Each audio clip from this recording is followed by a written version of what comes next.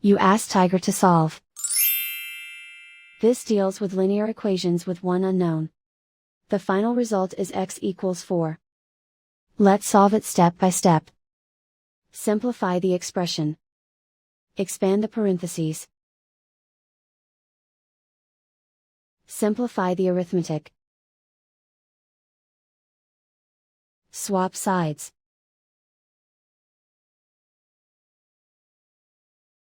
Group all constants on the right side of the equation. Add 16 to both sides. Simplify the arithmetic.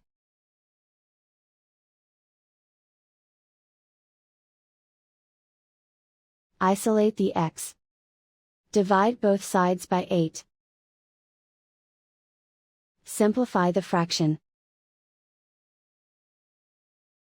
Find the greatest common factor of the numerator and denominator. Factor out and cancel the greatest common factor. And so the final result is x equals 4.